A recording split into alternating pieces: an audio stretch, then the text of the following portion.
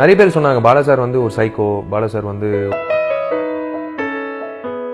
எனக்கே புதுசா அது நான் பண்ணி மானிட்டர் பார்க்கும்போது நான் விஷான்றது ஏன் சொல்றேன்னா ஒரு 4 இல்லை ஒரு 6-7. ஸோ அவர் என்ன வாடான்னு அதுக்கு முன்னாடி கூப்பிட்டாலும் எனக்கு கவலை இல்லை. அதுக்கப்புறம்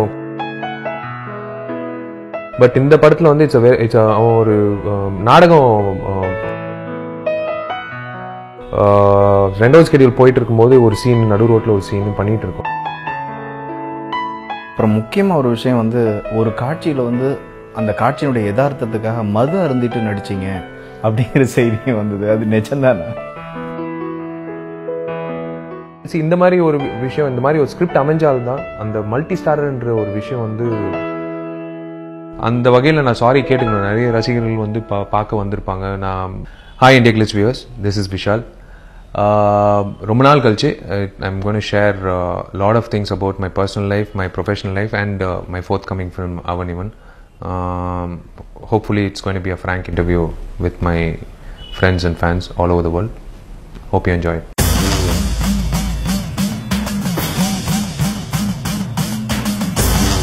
தமிழ் சினிமாவை பொறுத்த வரைக்கும் ஒரு சக்ஸஸ்ஃபுல் ஸ்டாராக ஜெயித்த பிறகு மணிரத்னம், பாலா, சங்கர் டைரக்ஷனில் நடிக்கணுங்கிறது வந்து கனவாக இருக்கும்.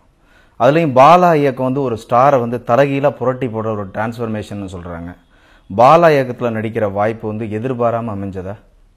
பாலா சார் படம் ஆமாம் உண்மையிலே எதிர்பாராத ஒரு விஷயம் தான். அதோட ஃபுல் ஃப்ளெஜ்டு ரெஸ்பான்சிபிலிட்டி வந்து ஆர்யாவுக்கு தான் போகும். பிறந்த நாள் அன்றைக்கி ஆர்யா என் பார்ட்டிக்கு வந்திருந்தாப்புல. அப்புறம் அன்றைக்கி வந்து இந்த மாதிரி பாலா சார் வந்து ஒரு ஸ்கிரிப்ட் வச்சுருக்காரு 2 பிரதர்ஸ் பற்றி. உனக்கு இன்ட்ரெஸ்ட் இருக்கா நடிக்கிறதுக்கு? It's more then happy to act in Bala sir direction.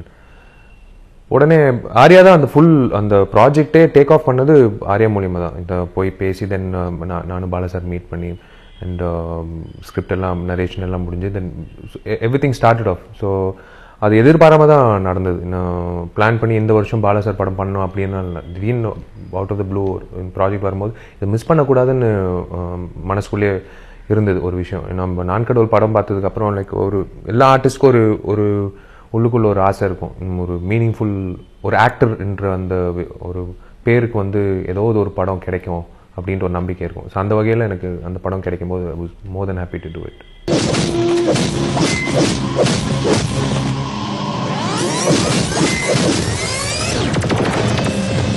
நீங்கள் ஒரு மாஸ் ஹீரோ, உங்களை பயன்படுத்தணும்னு நினச்ச பாலா வந்து முறையாக உங்களுக்கு கதை சொன்னாரா, இல்லை விஷால் நான் சொல்கிறத மட்டும் செய்யன்னு சொன்னாரா? பொதுவாக வந்து ஒரு போர்ஷனை மட்டும் கேரக்டர் மட்டும் தான் பாலா சொல்லுவார்னு ஒரு பேச்சு.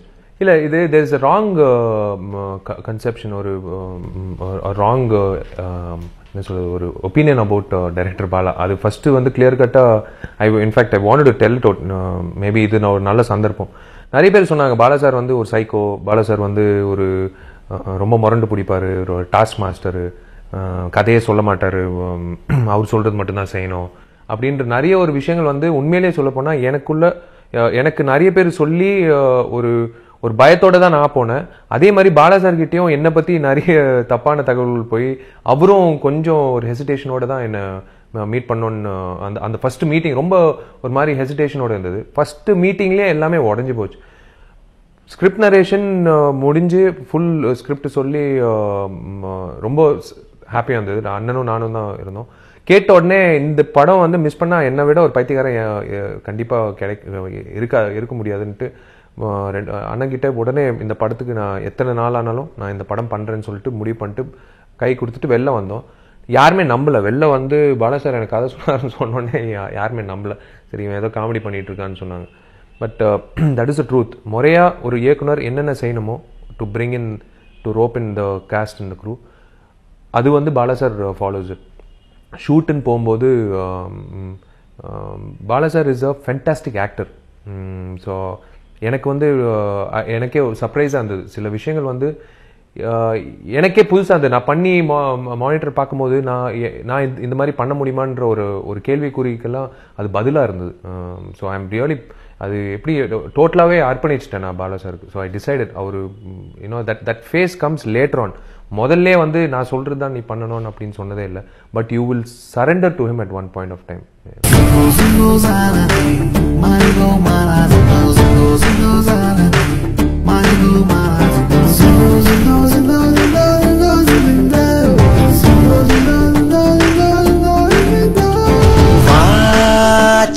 வா வா செல்லம் நடுக்கர பட்டாம் பூச்சி நீதானே ஆரடியால் தான் செல்லம் குதிக்கிற குச்சி மிட்டாய் நான் தானே.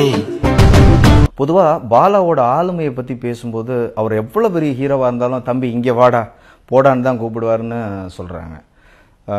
ஷூட்டிங் ஸ்பாட்ல பாலாவோட ஆளுமையை நீங்க எப்படி உணர்ந்துருக்கு?